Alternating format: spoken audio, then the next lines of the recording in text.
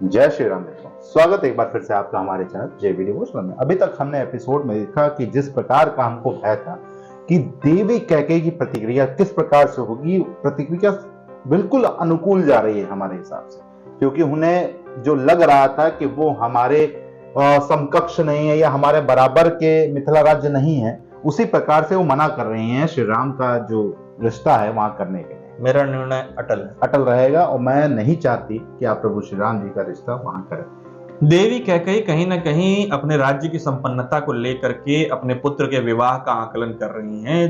दशरथ जी ने बहुत ही स्पष्ट रूप से उन्होंने कहा कि यदि रघुकुल ने ऐसी रीति अपनाई होती, परिवार की प्रतिष्ठा, मान सम्मान, इन सबको तो हो सकता है आप तीनों देवियों से भी मेरा विवाह नहीं होता।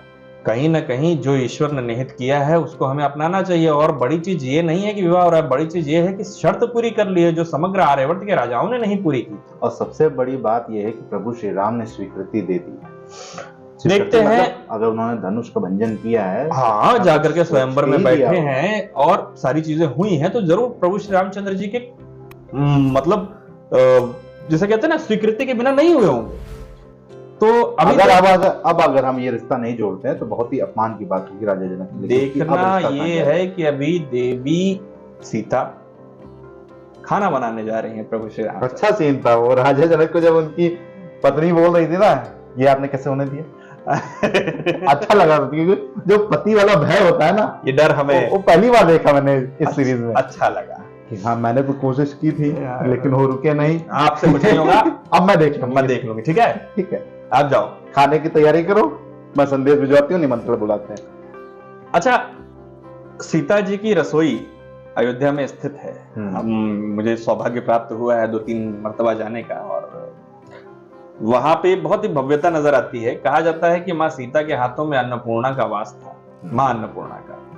उनके बनाए गए खाने से कभी भी कोई भूखा नहीं रहा, और कभी भी ऐसा नहीं रहा कि जब तक माँ सीता ने खाना बनाया हो तब तक कोई भी उनके राज्य में भूखा सोया हो। सोचिए, बहुत बड़ी बात है, एक रानी खाना बनाए और उसके पूरे राज्य का पेट भर जाए, बहुत बड़ी बात है। फिलहाल बहुत कुछ ना कहते हुए शुरू करते हैं एपिसोड 62 पार्ट 1। माँ इस प्रस्ताव से इतना अप्रसन्न क्यों है शत्रुघ्न? ये तो शुभ समाचार है, गर्व की बात है। मुझे माँ से बात करनी होगी अभी। भैया आप चिंता ना करें भैया, माता कैकेयी भैया राम पर अपना पूरा अधिकार समझती है। ये आप भी अच्छी तरह जानते हैं और मैं भी। ये उनकी आरंभिक प्रतिक्रिया है और फिर उचित भी नहीं होगा इस प्रकार आपका हस्तक्षेप करना। पिताजी, कौशल्या माता, सुमित्रा माता है ना उनसे बात करने के लिए। आप थोड़ा धीरज रखिए भैया। ताप मंद कर और देर तक पकने दो। पात्र ढकोगी तो शाक का रंग उड़ जाएगा।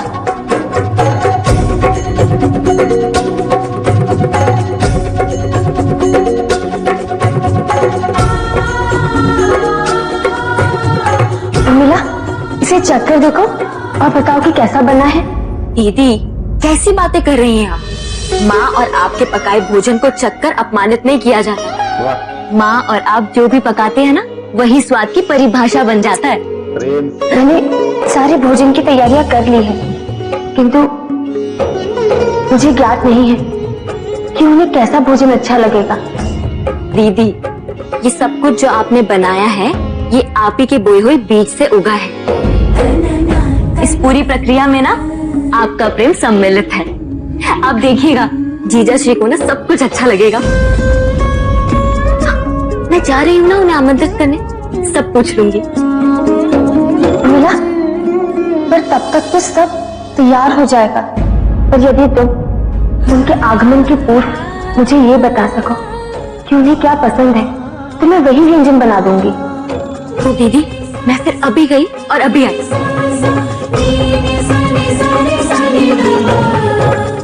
मिथिला का विनाश ऐसा हो जो चिरकाल तक संसार को स्मरण कराता रहे रावण की प्रचंडता का।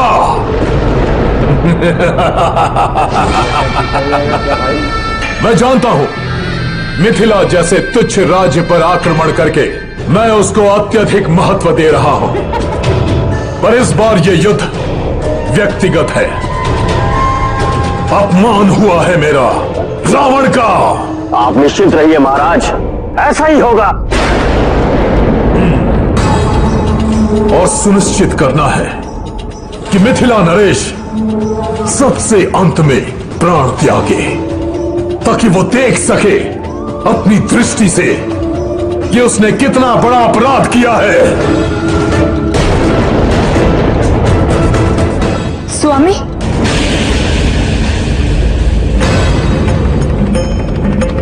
मेरी बात सुनिए, ये उचित नहीं होगा।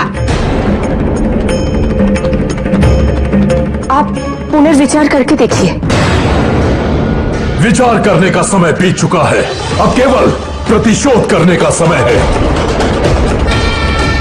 सेना के प्रस्थान करने का मुहूर्त निकाला या नहीं?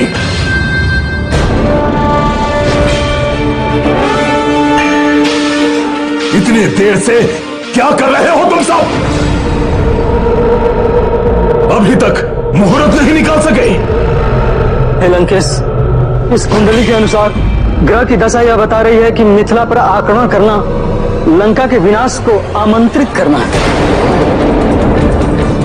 देखिए, ये पूर्व नियत नहीं है।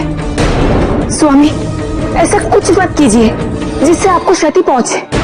हाँ लंकेश, मेरा भी परामर्श यही है कि इस समय हम युद्ध का विचार त्याग दें। फिर मैं प्रतिशोध कैसे लूंगा? उन लोगों को मैं क्षमता नहीं दे सकता हूं, कदापि नहीं।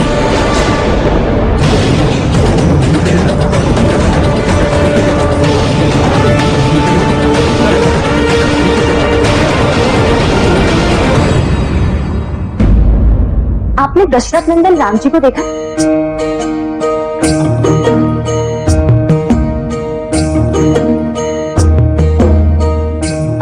आपने दशरथ नंदन राम जी को देखा है? आश्रम में है।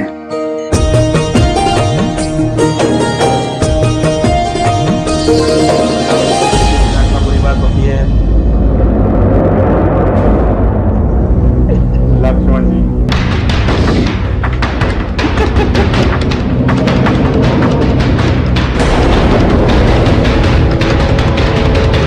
कौन है वहां पर?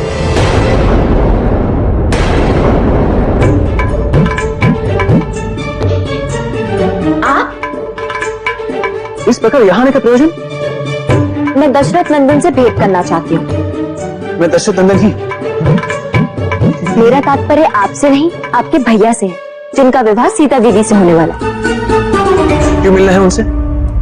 आपको क्यों बताऊं?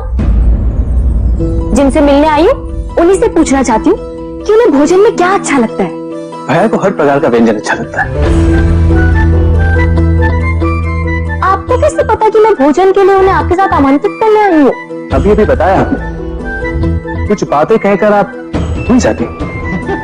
अच्छा, तो अब पता चली गया तो बताइए ना, कुछ विशेष व्यंजन जो उन्हें बहुत प्रिय हो। तीखा ना हो। तीखा क्यों होगा? आप जो बनाएंगी। इसका क्या तात्पर्य है? अब आप बात करने में और व्यवहार में इतनी तीखी है तो आपके द्वारा बनाया गया भोजन भी तीखा ही होगा। मैं तीखी हूँ? और आप तो बहुत मीठा बोलते हैं ना, है ना? उल्टा उत्तर देना आपका स्वभाव है। जब देखो लड़ाई करने के लिए तैयार हो जाते हैं।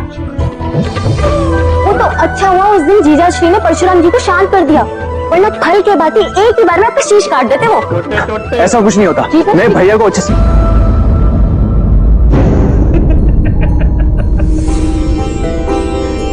प्रणाम, मैं सीता दीदी की छोटी बहन उर्मिला। आपको देखते ही पहचान गया था। कैसे? बिल्कुल सीता का प्रतिबिंब है आप। पर भाइयों में ऐसा क्यों नहीं होता? क्या? वही प्रतिबिंब वाली बात।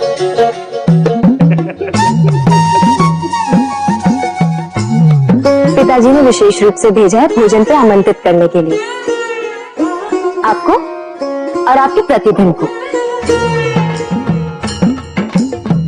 इसलिए जानना चाहती हूँ कि आपको कैसा भोजन पसंद है। आप जो भी बनाएंगी स्वादिष्ट ही होगा।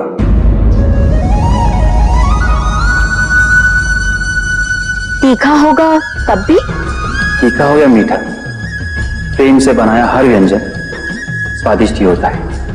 कितना अंतर है दोनों भाइयों में। महाराज जनक से कहिएगा हम अवश्य आएंगे। यदि आप मुझे अपना प्रिय व्यंजन बता दें तो मैं सीता दीदी तक ये बात पहुंचा दूंगी। और आपको जैसा भोजन अच्छा लगता है ना, सीता दीदी वैसा ही भोजन बना सकेंगी, आपके स्वाद अनुसार।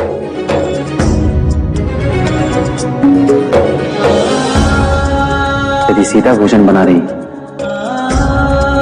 तो क्या बनाना है, इसका चयन हम उन पर ही छोड़ते हैं।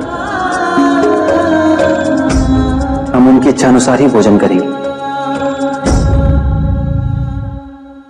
आपके प्रतिबिंब को कैसा भोजन अच्छा लगता है? सीता भाभी भोजन बना रही है तो निश्चित रूप से अच्छा ही होगा।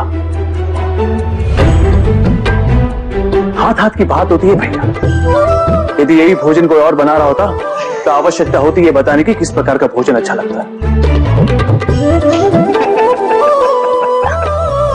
आपकी प्रतीक्षा रहेगी।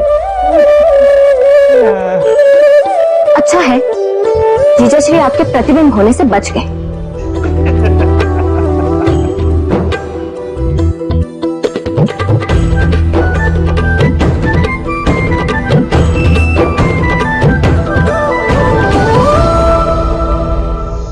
मैं बहुत व्याकुल हो रहा हूं नानाश्री।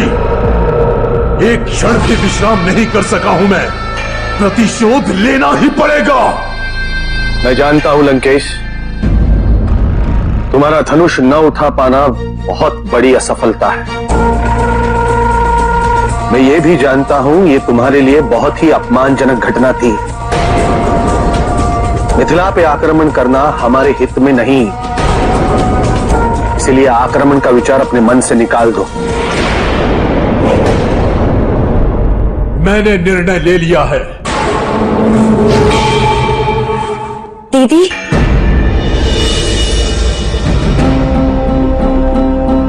उर्मिला, क्या बताया उन्होंने? दीदी उन्होंने कुछ भी नहीं बताया।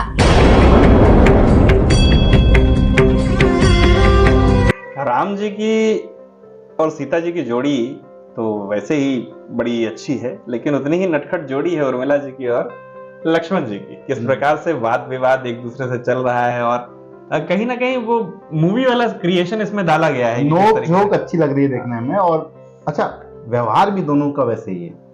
अच्छा लगा ये देख करके कि कहीं ना कहीं वो व्यवहार को एक दूसरे के समक्ष ला करके डायरेक्टर साहब ने रख दिया और बड़े अच्छे तरीके से रखा है। तीखा नहीं पसंद। हाँ, आप बनाएंगे तो तीखा ही होगा। अरे अच्छा देखिए किस तरीके से रावण की बात याद आ गई कि रावण किस तरीके से अपनी हार को पचा नहीं पा रहे। कई बार ऐसा होता है कि आपको लगता है कि आप डिजर्विंग कैंडिडेट हैं, आपको ही ये चीज प्राप्त होनी चाहिए, लेकिन जब या आप तो किस्मत कह लिए, जब आप स्वयं डिसाइड करेंगे कि मैं ही कर सकता हूं और कोई कर ही नहीं सकता, मतलब और कोई नहीं कर सकता, ऐसा नहीं सोचना चाहिए।